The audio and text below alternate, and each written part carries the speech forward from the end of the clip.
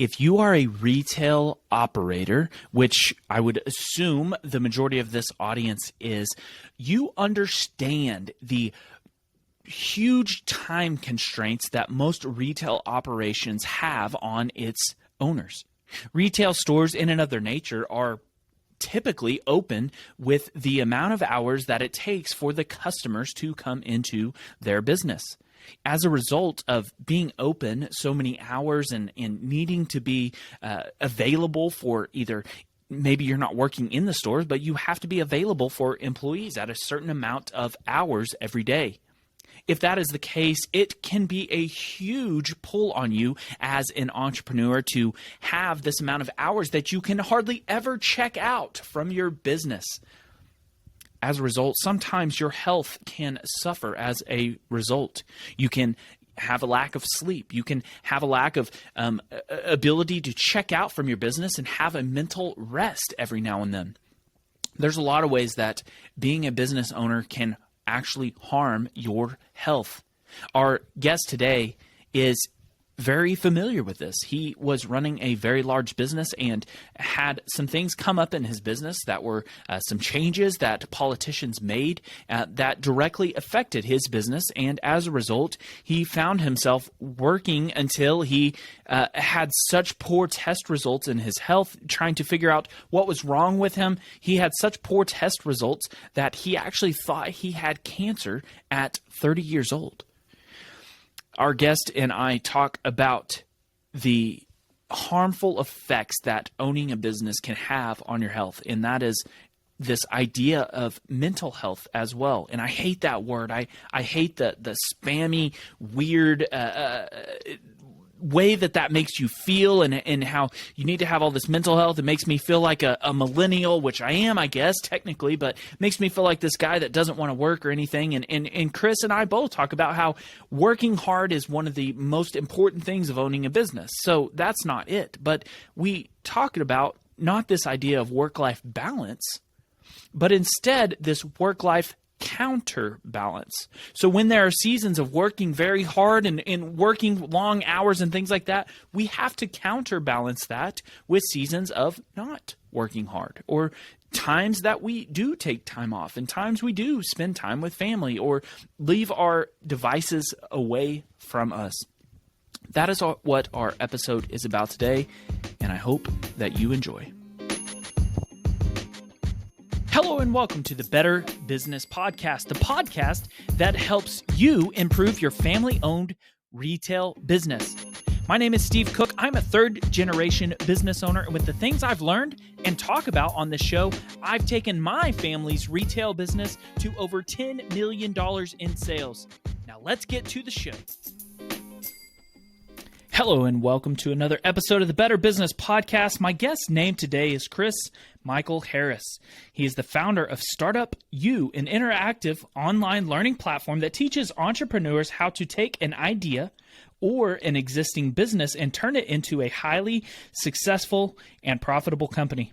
Having founded, bootstrapped, and scaled multiple startups to 7+ figures in his mid to late 20s, Chris's dreams of the business building came to an abrupt halt when he received terrible lab results just weeks shy of his 30th birthday. Looking at the possibility of cancer and a significantly shortened life, Chris immersed himself in health and wellness, treating and eventually reversing his chronic condition over the next 4 years, but doing so through natural remedies and lifestyle dietary changes.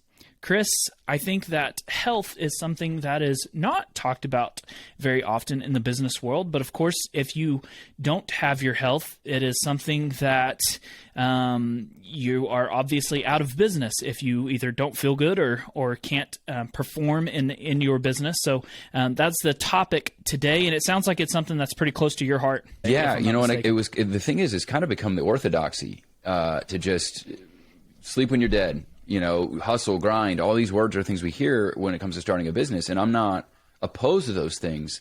I think the thing is that you have to adopt a new approach to how you're preparing your body for that battle, because it is burdensome.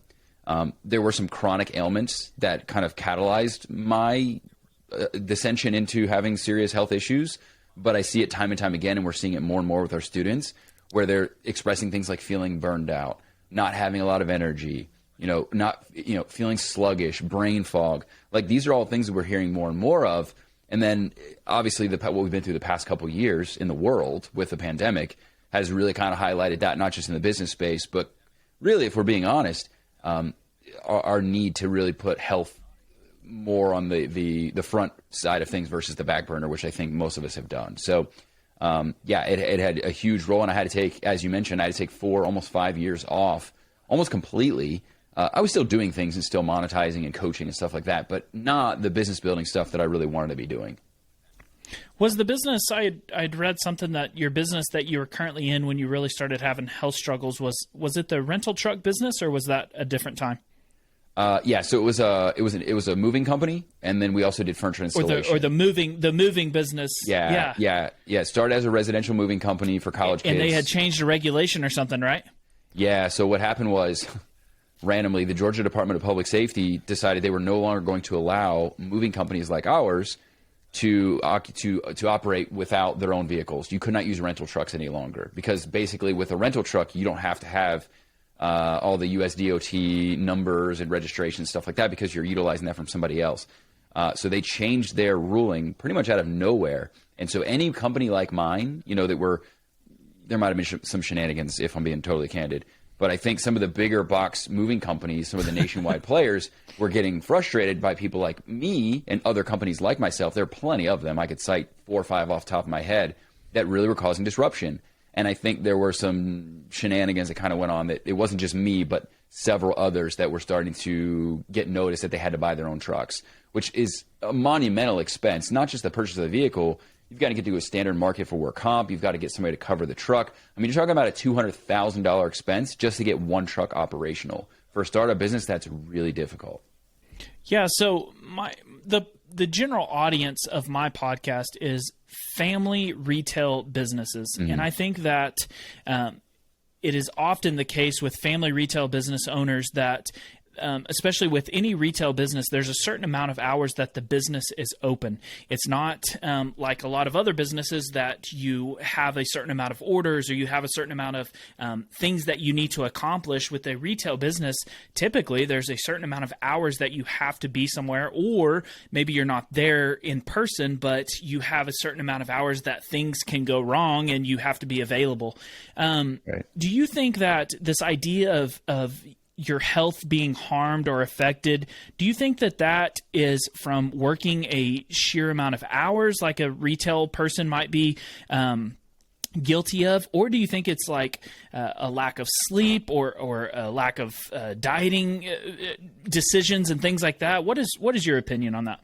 I think it's all the above. I think it's definitely stress. And my labs came back even recently, and my oxidative stress is still super, super high. It's just the nature of being a business owner. It's just what we put our bodies through to be able to perform at a level that we need to perform.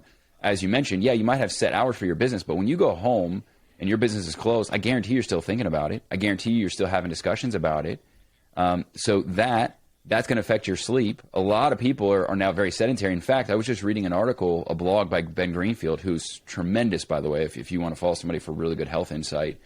113% increase in insulin resistance if you have a sedentary desk job, regardless of how dialed in your diet is. So you could be eating all the things, and I'm not a big believer in kale. I don't think kale is actually very good for you, and that's kind of a controversial statement, but for those that are on the fence and hate kale, there's probably a good thing for you to know. But my point is this: if you sat around and ate salads and your diet was dialed in all day long, and then you just sat around at your desk behind a computer screen, you would still start showing insulin-resistant markers, which is what was happening with me too. I was showing insulin-resistant markers.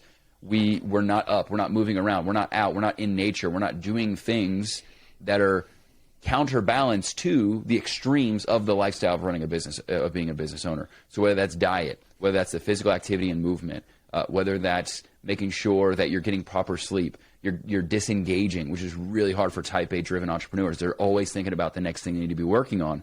For me, it's so hard to disengage. I just did a personality, professional assessment. It was like DISC plus like 3 others. And one of the things the guy told me, which was so true, and I'm sure many entrepreneurs are probably this way as well, I'm a high D and I'm a high I, I'm a low S and I'm a low C. He's like, a lot of people probably perceive that as a positive because you're always on. You're always thinking about the next thing. You're always go, go, go, go, go. But that low S tells me with the disc that you can't turn it off. And to you, it probably feels like a curse. And I was like, dude, you're speaking my language. Like, it's totally the case. And so there's so many of us that's the case. We don't have healthy counterbalance. And notice I'm saying counterbalance, not balance. I'm not a believer in balance. I don't think it's possible. I think it's too sacrificial. As a business owner, what gives you strength is operating in the extremes. What makes it magical and allows you to do things like growing to multiple seven figures is operating in those extremes, is being all in. This is not a dip a toe in the pool and see how it goes situation. And I see people fail at entrepreneurship because they're not willing to be all in. That's important. So don't dismiss and hear me say, okay, well, you need to back off. Don't worry about growth. Take it slow. Go eat. There's a pace at which is efficient, but you also have to be all in. What I'm suggesting is we have to have appropriate counterbalance measures and guardrails to make sure that we are doing what's best for ourselves so that we don't get our business thriving and then we're crawling. Because my business was exploding and I was tapping out. And I didn't have, at that point, I wasn't far enough along to be able to afford the resources I needed to be able to hand it off, hire a CEO, take some time off, what have you. And moreover, now you're talking about a 4 to 5 year recovery. Imagine how much opportunity cost that is. 4 to 5 years of having to recover and spend time on doing the things that I didn't do because I was balls to the wall, doing all of the wrong things and not being mindful of how I was going to be focused on longevity, not just the here and now. So it sounds like, stress might have been one of the main contributors to the situation that you found yourself in. And a lot of it was external things that you couldn't have helped. Obviously them changing the law and things like that was something that you couldn't have avoided. But if stress is one of the main contributors that you think, how can an entrepreneur fend off that stress? How can they learn to unplug or to have certain amount of times that they can actually just stop thinking about the issues that they're having in their business? Yeah, wow. So great question. I think one of the first things you can do is digital detox. I have deleted most social media from my phone. I think we are so just literally married to our phones now that it is just, you're constantly on. And we don't think about this. And I'm going to challenge some people's paradigms on this. We wake up and we don't think of our brain like a muscle. So let's say scenario here. Let's say you woke up and I got in front of your face and said, you're going to bench press 500 pounds right now. No questions asked right now, 500 pounds. You'd be like, that's crazy. Or you're going to run a marathon. Maybe that's too unrealistic for people to think about, 500 pounds. You're going to run a marathon. Go outside and run right now.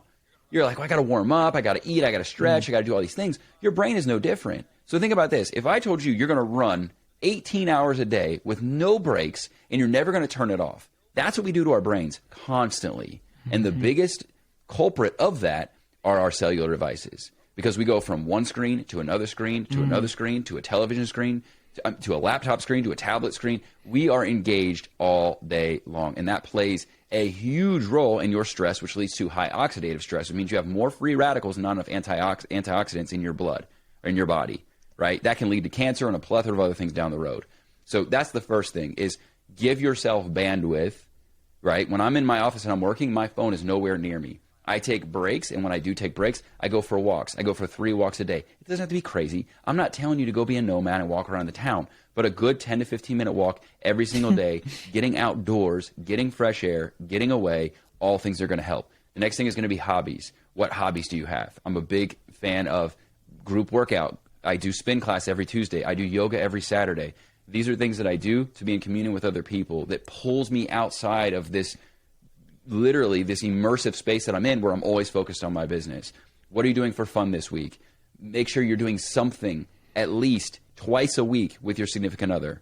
So my wife and I have a rule, 2 activities. There's no phones allowed. It just has to be her and I doing something, whether that's dinner, whether that's a movie, whether that's something. It doesn't matter. If you're on a tight budget right now, go to the park. Go rent a kayak for $10 for a couple hours and ride around a kayak. Like, these are all things that you can do to take yourself away and have those boundaries in place. The next thing I would say is this, is to have red flags. And if you have an accountability buddy or another partner or whatever the case may be, have that person document or notate or have them look out for your red flags. When you're starting to do things, when your personality, when your sense of humor is going away, when you look a little tired, when you haven't been working out as much, when you've been kind of slacking and, all of a sudden you're showing up with fast food often, right? Because you're too tired to make meals or you're too stressed to even think about those type things.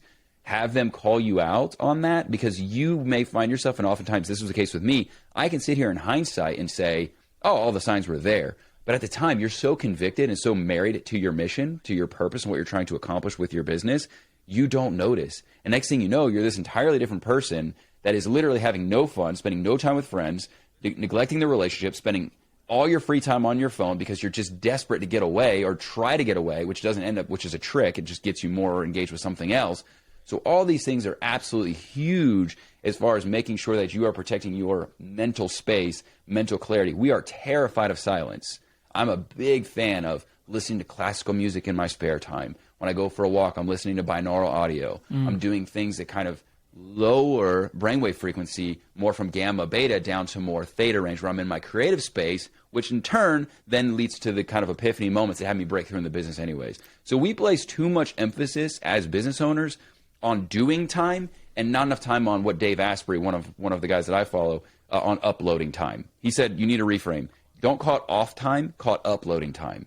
It's the same thing when you're updating your phone. When there's a new iOS update on your phone, you can't use your phone for a little bit. But it's because it's augmenting the phone. It's making it better. It's fixing bugs and issues and things of that nature so that it's a better performing, optimized device.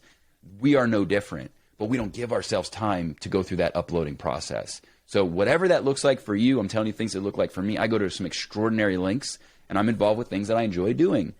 Make sure you're doing those things on a frequent basis. Happiness, all those things, that is not a destination. They are what's going to get you to where you want to be, is by doing those things. It's like when you remove those things from yourself, you lose part of who you are, right? And it's like, well, I will go on vacations when I'm rich. I'll go to the gym again when I can get over this hump and make more money. Dude, those are the things that are going to get you there. That's what you need to equip yourself for, that journey, not put aside at the end of the day as some kind of a destination.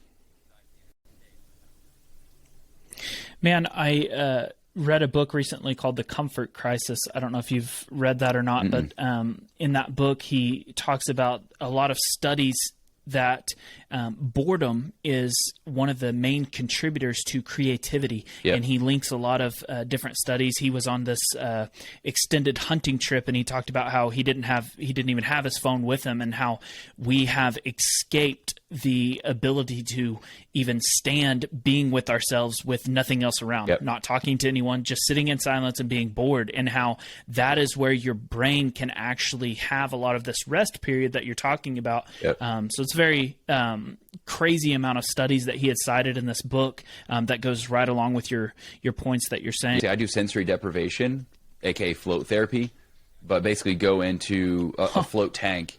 It's completely dark. There's no sound, and the water is, they put it's basically Epsom salt, but it's like, I think it's like 1,000 pounds or thousands of pounds of Epsom salt inside the tank. So you literally float. It's 10 times more dense, the salt concentration, than the Dead Sea.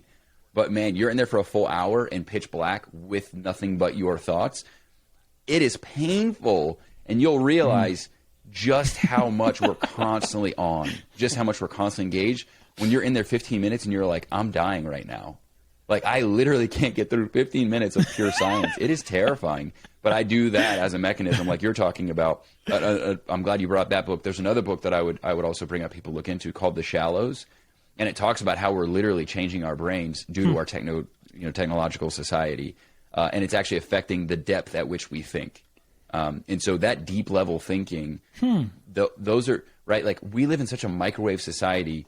And really the true breakthroughs, the true innovation doesn't necessarily come from scrolling through and watching other people on social media. It comes from deep thought and consideration about problems in the world that you feel that you are uniquely qualified to solve, and then finding a new way of doing those things that's better, or that serves an underserved, or the better equips, rather, an underserved segment of the market. So I think it's huge. And to your point, I go to extraordinary lengths. As hard as it is for me, being ADHD to the max, I will go to extraordinary lengths to try to be in silence, and it sucks. I hate it, but it's so effective.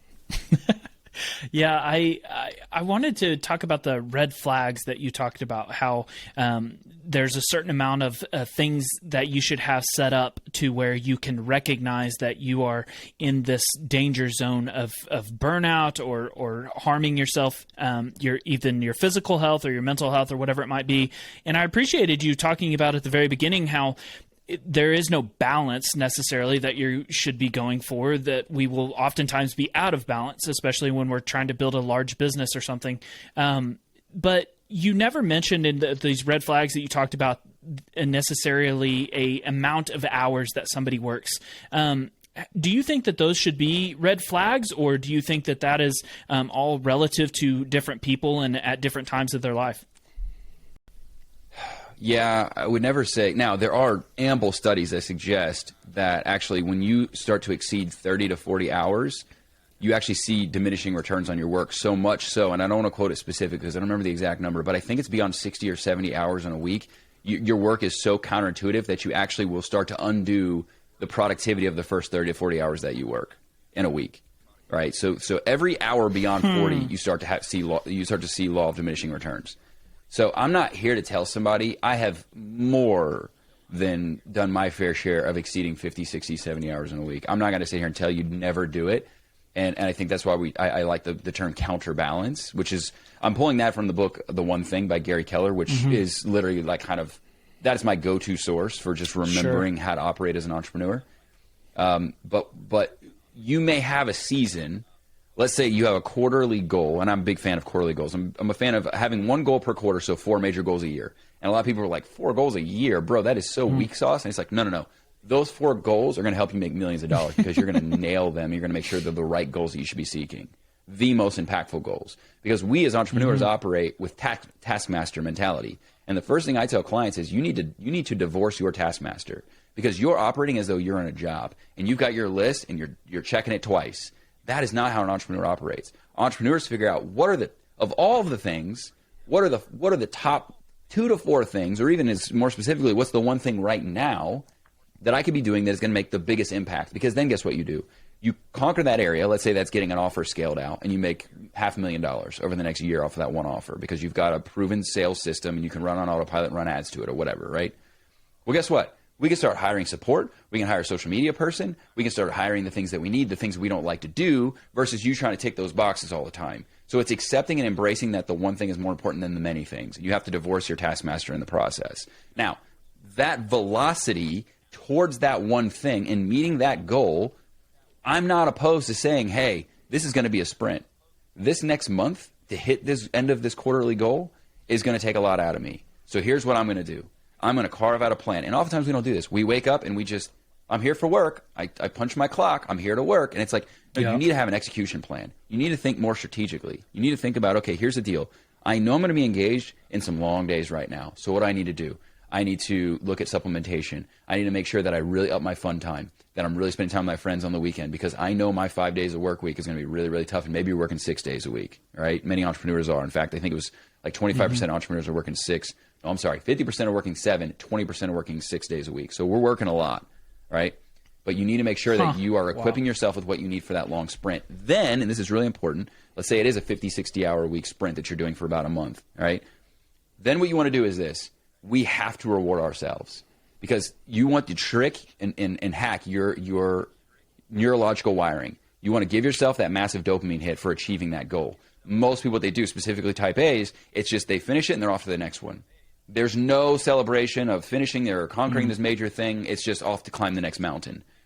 And my wife and I are about to do this right now, literally, because we're up at the end of the quarter. We're getting ready to go in the early April. I'm not working for the next week and a half after this. After this week, I'm taking a week and a half off, because it's been a hell of a quarter. And we've had a lot of big things that we're moving around, a lot of big things we're doing. And I can feel myself kind of slowly, I'm not as motivated or fired up about the work. I'm kind of a little bit sluggish. My workouts, I feel like I'm kind of dragging myself to the gym. I feel myself needing that recharge.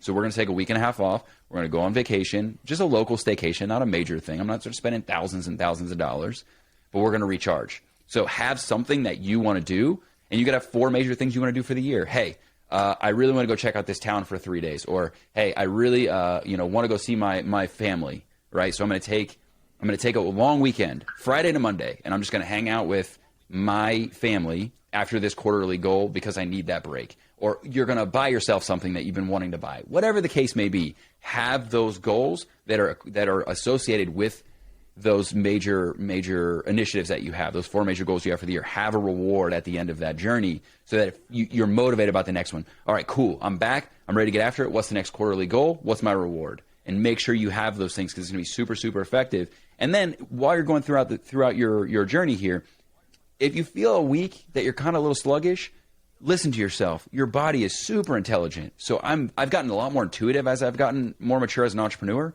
I'm analyzing, okay, how am I feeling today and why? What did I eat? How did I sleep? What's going on? Where's my mind? Am I on social media too much? Am I watching too much news? Am I doing this? Am I not spending enough time with friends? Am I not spending enough time with my wife? Analysis, right? And if you need to write these things down and check them off a list, did I spend time with my wife today or this week? Yes. Do I feel like we're connected? Yes. Did I spend time with my friends? I kind of haven't done that in a while. I think I really need some social time, right? So hold yourself accountable to those things and just make sure that you are providing what you need for yourself. And I keep stating this, but it's so important that you are being malleable. If you need to cut back and say, I'm really sluggish right now, I'm going to start cutting Friday afternoons. I'm going to cut out and I'm going to go outside because it's spring and it's beautiful and I have a jet ski, which I do, and I go on Fridays, and that's my non-negotiable. I go out on my jet ski on Fridays is what I do, right? And that's what I'm going to do because I have to keep my sanity, my mental sanity. So don't guilt yourself. Don't be a tyrannical boss to yourself. Treat yourself like you're an employee. If a boss saw an employee that was really burning out, I'd be like, hey, what's going on? Am I working too hard? You feel like you're not taken care of, you're not appreciated, or you're not getting enough sleep. It seems like you're really lacking. Treat yourself in that same capacity. If you start treating yourself like an employee and putting yourself in a position to succeed, you're going to find that you're going to start looking at yourself more as an asset to the company, not just this machine that you expect to wake up and turn on and go every single day.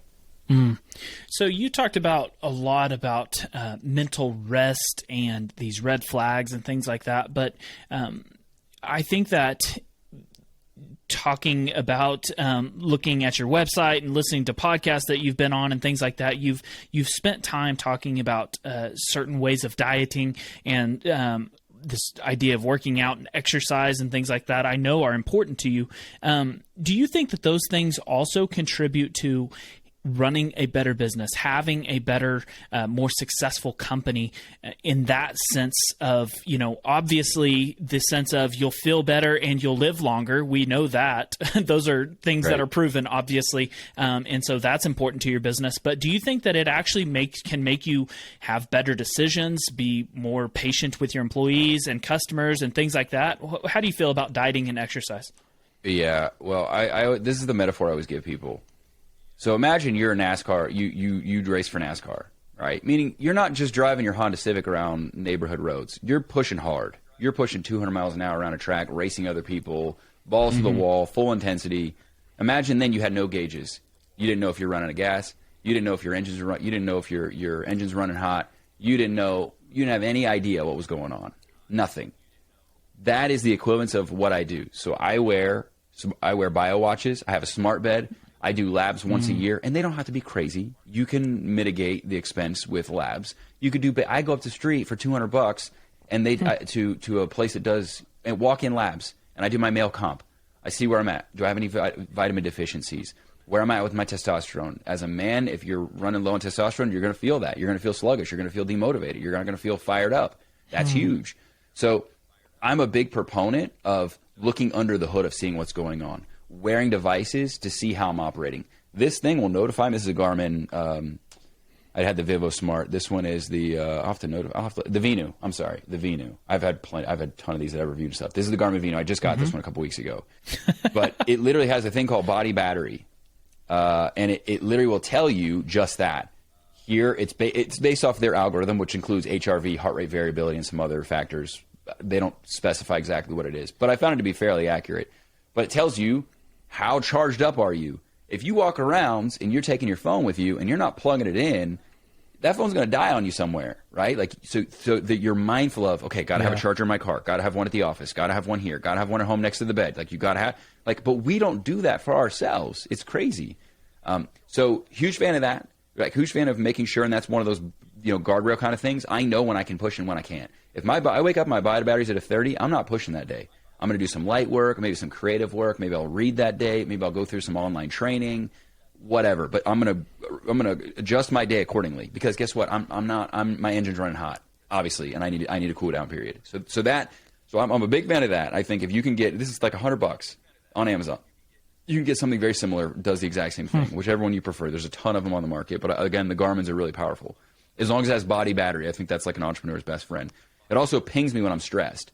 So it'll ping me and be like, hey, chill out, bro. Like, you're getting a little hype here. Like, and it'll have you do some breathing exercises. So really effective. So that's huge. Now, you asked about dieting. I'm not a fan of fad diets. I'm not. I'm not a fan of standardized. I'm a fan of personalized diets. You see people be like, oh, you got to go keto, bro. And it's like, well, that maybe works for your biology for a variety of reasons. It could be because of environmental reasons. It could be that right now, like, even I just did a lab. I have some genetic mutations. I have the MTHFR and I have the slow COMT genetic mutations. So for me, I have a tough time methylating carbs, meaning taking carbs and turning them into energy, which could eventually lead to insulin resistance, which is what showed up in my labs, which could lead to a plethora of other things like intestinal dysbiosis. Wow. Bottom line is this. You have to find the one that works for you. And the best way you can do that is a food diary. How do I feel when I eat? Do I feel fired up? Do I feel really locked in? Do I have clarity? Or do I feel like I have brain fog and I feel like I'm taking a nap? Do I have bloating? Right? Do I burp a lot after I eat certain foods? Keep that food diary, really dial in on the foods that work for you. And if you can afford it, like I mentioned, there are plenty labs that you can do, some basic ones. One's called Viome, by the way, Viome. It's an gut intelligence test, and it tells you the foods that are best suited for you. So you eat those foods, right? It'll tell you ones to avoid because you might be having an IgG4 response, which means an inflammatory response. So you want to make sure that you craft a diet that works best for you. And all that's going to do is limit and mitigate the potential that you end up in burnout. Because having an inflammatory response to your food and then pushing yourself at work and working multiple, 60, 70, 80-hour weeks, that's going to raise that oxidative stress level through the roof, which in turn is going to raise your cortisol through the roof. You're going to feel terrible. Your body's going to be tapping out because it's like, we can't handle any more stress. We just literally cannot handle any more. Free radicals are going nuts. We cannot handle any more. So all those things are going to allow you to figure out, okay, where am I realistically? And the other thing too, and this is what I have found to be most helpful, is it tells me I'm not crazy. When I see something's wrong because I feel it subjectively and I have data to confirm that, then I can tell myself, okay, I've been running a little hard and I need to figure something else out. I need to go a different direction. Like I'm constantly doing something, testing new devices. I've been wearing a continuous glucose monitor on the back of my arm. Actually, I just took it off this morning, but it reads my blood sugar. So I'm managing how is my body responding to blood sugar, the things that I eat rather. How is my glucose responding to those things? So there's a million different things that you can do, and I'm not trying to overwhelm people here. The basics are get you a good device that measures where you're at. I recommend Garmin, and keep a food diary. How do you feel when you eat the foods that you eat? What makes you tired? What makes you feel energized? What makes you bloated, burping? If you're yawning in the afternoon, that's not a normal response. That is an accepted, standardized response because how suboptimal we are with our health nowadays. But that is not a normal response. You should feel fired up. How well am I sleeping? This is going to give you that. It's going to tell you how much deep you got. You need 10 to 15% deep. You need 20 to 25% REM every single night. If you didn't get it, and you're not getting it for a long period of time, I don't care how motivated you are. I don't care how disciplined you are. You are not going to be able to run the race because you're not getting rest. That's literally the foundation of health is getting enough rest. So having one of these devices is huge. Food diary, even better. If you can afford it and you've got an extra maybe a couple $1,000, hire somebody in functional medicine. The power stack is medical doctor, cross-trained in functional medicine. So if you go to something like Functional Medicine Institute, I believe. I'll have to look up the link for you. But there's a functional medicine website where you can look up all of the functional medicine practitioners whether they're in the world or in your country, in your neighborhood, whatever, and find somebody, an MD with Func Med backgrounds. And that's like more of like a pro tip. If you really want to take it to the next level, have somebody look at those labs for you and help you create a plan. If you're running a multi-seven-figure business, you need to do this. Like, you need to find somebody in functional medicine. I have a dietitian. I have multiple functional medicine practitioners. I work with I have a health team because of what I'm trying to do in the world. I get that if you're just starting out in the hustle bustle, that's not money that is really adequately spent. So just do the prior things I mentioned. Get this used, one of these watches used on Amazon Warehouse and just monitor that and keep a food diary and just keep it simple.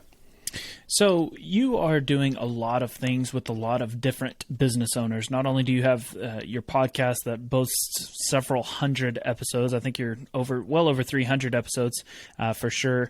And you also have the Startup You, where you take entrepreneurs and help them in different areas. Give us, a 10,000 foot overview of kind of the things that you have going on with that. Yeah, I mean, the big thing that we saw was in that first build, we just didn't know what the heck we were doing. You don't learn how to build a business in school. You just don't. There's some viable skills that you bring into running a business, but largely, it's crazy. I always tell people this. I'm like, if you went in to give somebody brain surgery and you just showed up on the day of brain surgery, you'd be like, that's crazy. Why would you do that? And yet we're trying to do things like go build these businesses in the world. And I'm certainly not suggesting that building a business is as complicated or as nuanced as brain surgery. I'm just suggesting that the thought process with literally everything else, we provide training. We seek out resources. We don't just wing it. And with entrepreneurship, we just think that it's a good idea to just wing it and see what happens. You're putting your whole life on the line. You're risking all of your finances, many years, possibly your retirement savings, or any savings in general. I mean, it's a very risky proposition to just jump off a cliff and figure it out. I think that mindset is effective. That's who I am. I jump off a cliff and I figure out to build a plan on the way down. But what I have learned is that's a painful way to go about doing it. So what I have aimed to provide is resources for people, right? Like, okay, here are the things you should be doing. Here are some lessons that I wish I had known before I jumped into it. And it went from me coaching hundreds of people into, okay, how do we make this more affordable, more scalable to reach more and more people? So that's primarily what it is. A lot of it is marketing help, because that's what everybody wants. Everybody thinks they need marketing, and they do. If you can't, I think everybody says. I think it was Peter Drucker said that everything comes down to two things in business: it's marketing or innovation. Right? That's it. And so it's an important factor. And there's so many people just the blind leading the blind with marketing nowadays. So a lot of what we do is marketing help, but we also help more of our advanced students, help them with scale, hiring, outsourcing, building systems, building processes, raising money. Right? How to go through the process of bringing on a partner. I mean, all of the really complicated things that can be so costly when you get on the road, but it's online training first before you get to like the coaching level. So there's some pretty cool stuff we're doing there. And I just partnered with my business partner, and I just kind of merged our brands together. So we've got probably 60,000 plus students. And we've got, I would say, probably 40, 50, 60. I think there's thousands of training videos in our Vimeo account. So quite a lot of training if you're looking to run a business, even a service-based business, and use some more digital tools. Those are all things that we provide.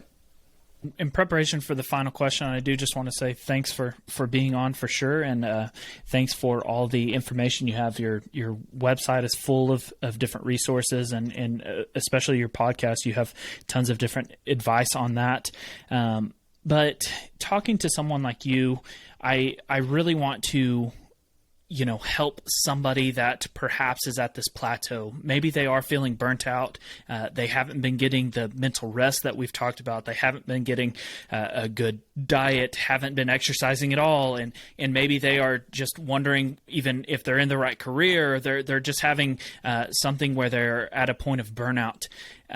What would you say to someone that is plateaued, given all the knowledge and the past experiences that you've personally gone through and that you see with other business owners? If you had to boil it down to just one thing, what would you say to that person?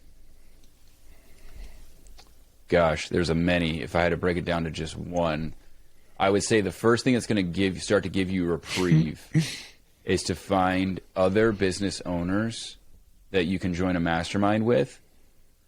Because it's likely they're going through something similar, and just sharing in that road, feeling like you're alone is probably one of the most demoralizing and defeating emotions that we can have as business owners. When we feel like all is lost, this is hopeless, I'm the only person that's gone through this, and we don't actively tell ourselves this, but we subconsciously feel it. I think the biggest thing you can do is making sure that you have a tribe of fellow business owner friends or acquaintances that you congregate with and you lean into. because you're going to share resources. Maybe one of them's feeling this way, and this is what they did. Hey, you know, I really met this person, or I started to go to acupuncture, and that helped a lot. Okay, let me try that, right? So I feel like that is going to be, all these other things that I talked about are things that I've done. But I think the number one thing you can do, and I'll say this, my business coach is what got me out of my situation. This dude is I mean, he's died almost like multiple times because of crazy stuff that's happened in his life.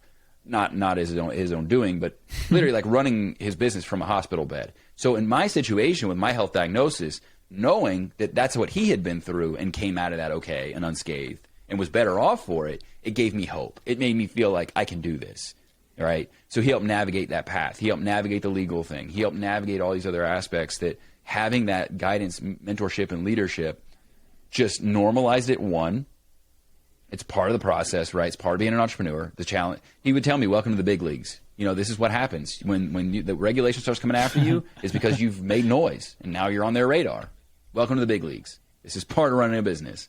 You know, so I would say if you can afford a coach like that, if you're like, I don't really know any people like business friends or whatever, get a mentor, get somebody that can help, or both. I've had both. I have both right now. I have coaches, I have mentors, and I have masterminds. And every single time I have conversations, I'm like, either they give you a different perspective or something you're missing, and sometimes they'll call you on your shit too. They'll be like, hey, like, bro, something's off, man. Like, you need to check yourself. And obviously for females, it'll probably be a different conversation, but something along the same lines, right? But coaches are great about that too. They'll call you on and be like, hey, man, kind of noticing, this is going on. Like, you don't seem as fired up, as energized, this and that. Like, what do you need to do? And here are the things that I do. And then you kind of brainstorm and come up with different ideas and stuff like that. So I really can't overstate that enough. No, too many people are trying to go at it alone, building a business. It is the worst possible thing you can do is try to go it alone. This journey of being an entrepreneur is lonely enough as it is. If you're trying to do this thing alone with how complicated it is, without coaches, mentors, and other mastermind friends or just accountability buddies, you're making your life way harder than it has to be. So again, I'm not trying to beat a dead horse. I know I just went longer and longer and longer on this, but if I had to start one place among all the other things we just talked about, I think that's where I would start, because I think it'll lead to the other things we've talked about. Chris Michael Harris, thank you so much for being on the podcast today and all the advice that you gave us. And if you need any more information about him or the businesses that he is involved with or the podcast that he hosts, all of the information will be in the show notes. Thanks for being on. Thanks, Steve.